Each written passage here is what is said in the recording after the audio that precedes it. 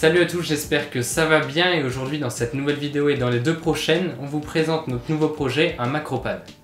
Avant de commencer, si vous ne voulez pas louper la suite du projet, n'hésitez pas à vous abonner et activer la cloche, c'est gratuit et ça nous soutient énormément. Bon allez, c'est parti! Alors un Macropad, qu'est-ce que c'est? C'est un petit clavier programmable qui permet par exemple d'avoir tous nos raccourcis d'un logiciel sur le même clavier. Maintenant qu'on en sait plus, voici la liste des composants. Donc pour commencer, pour le clavier, nous allons utiliser des petits switches mécaniques Brown comme ceci, avec dessus un keycaps noir pour pouvoir se clipser dessus et avoir une touche de clavier. Ensuite, sur le Macropad, on va utiliser des encodeurs comme ceci. Cela va nous permettre de contrôler le son du PC ou d'un logiciel en le tournant. Ensuite, pour pouvoir afficher des informations, on va utiliser un écran OLED 128 par 32 pixels. Ensuite, on va rajouter la fonction multiprise USB sur notre Macropad.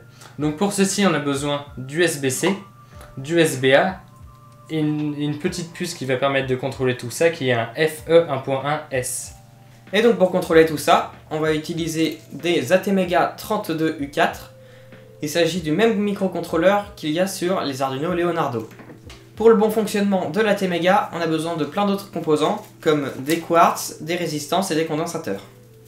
Pour finir, on va rajouter des LED RGB qui vont être contrôlés par des transistors. Maintenant qu'on a la liste de tous les composants, on va réaliser le schéma électrique pour ensuite réaliser un PCB pour souder tous les composants dessus.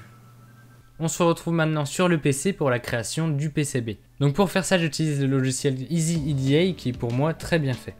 Donc lorsqu'on arrive ici, il va falloir créer un nouveau projet. Donc on met son nom, par exemple ici, test pour la vidéo. Lorsqu'on a cliqué, on arrive sur une page vide comme ça. Et sur cette première page, c'est là où on va devoir mettre nos composants. Donc les composants, on peut aller les chercher soit dans EELib pour avoir la librairie des composants de base. Donc ici une résistance par exemple, un condensateur, des pins pour pouvoir brancher des câbles, ici des LED, avec ici la taille, donc là c'est des LED 0603. Et là par exemple un écran OLED. Mais souvent on a besoin de composants qui ne font pas partie de cette liste, donc il va falloir cliquer sur librairie pour avoir accès à la liste de plein de composants possibles. Donc, si on a besoin d'un composant, par exemple ici, on va chercher une LED en dimension 50-50. C'est une LED RGB qu'on utilise pour le projet. Soit on a ici la liste qui est faite par EasyEDA avec tous les composants qui existent. Et si on ne trouve pas, on peut cliquer sur User Contributed. Donc c'est la liste des composants qui ont été créés par des utilisateurs d'EasyEDA et qu'on peut utiliser. Donc par exemple, il suffit de chercher la LED qu'on a besoin. Celle-ci pour moi fait complètement l'affaire, donc on clique sur placer. On peut en placer autant qu'on veut. Lorsqu'on a placé tous nos composants, on va commencer par faire les liaisons. Donc on peut brancher juste des câbles entre les différents endroits pour pouvoir faire notre schéma. Et on peut aussi ajouter des net flags, donc c'est ça, qui vont permettre que lorsque deux trucs comme ceci ont le même nom, ça va considérer qu'il y a une piste qui traverse de l'un à l'autre. Donc par exemple si ici on veut brancher, on dit que là ça s'appelle LED et que là aussi ça s'appelle LED, et bien ça va considérer qu'il y a un câble qui passe entre les deux et ça va permettre de faire un schéma beaucoup plus propre. Voici un accéléré de la création du schéma pour notre Macropad.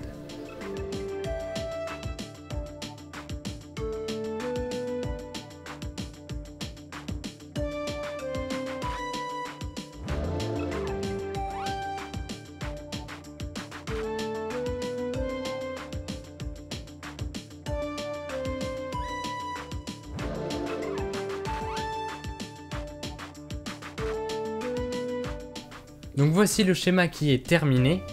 Donc on peut voir ici tous nos composants. Donc par exemple ici l'ATmega 32U4 qui est le microcontrôleur qu'on utilise. Ici le FE 1.1S qui est la puce qui gère pour faire le hub USB. Donc on a un USB en entrée et 4 en sortie, dont un qu'on utilise pour alimenter l'ATmega. ici toute l'électronique pour les encodeurs, ici les USB, ici toute la gestion des LED, ici notre écran OLED 128 par 32 pixels, et ici toutes nos touches de clavier. Donc maintenant qu'on a ça, il va falloir cliquer sur Design, Convert Schematic to PCB, donc ça va convertir notre schéma en composants pour créer notre PCB. Donc ici on clique sur Appliquer, on arrive, on a tous nos composants ici, et donc après on peut placer nos composants à l'intérieur. Voici un accéléré du placement de tous les composants pour le Macropad.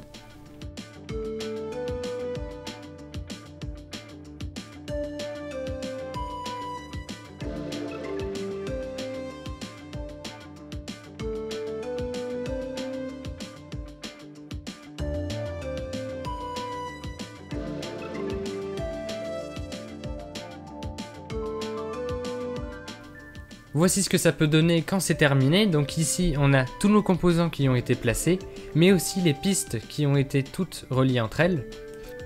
Donc pour faire ça il y a deux techniques, soit on fait tout manuellement en utilisant ici le track.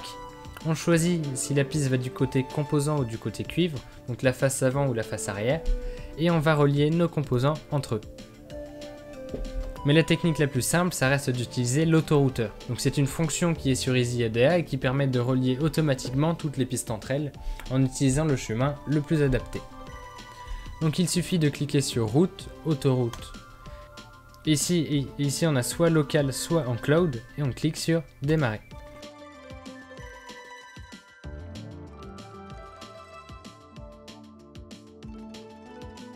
Donc ici ça nous indique que c'est terminé. Donc on a 0 failed, donc ça veut dire que toutes les pistes ont été connectées entre elles. Mais c'est possible qu'il y ait des pistes qui n'ont pas réussi à se connecter entre elles, donc pour cela il va falloir voir où est-ce qu'est le problème et déplacer un peu nos composants pour que ça puisse aider.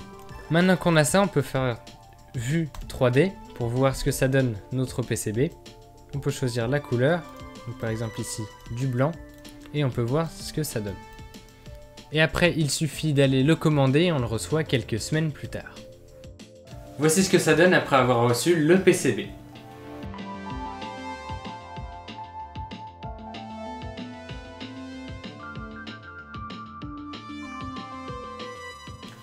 Dans la prochaine vidéo, on va vous montrer la soudure de tous les composants sur le PCB.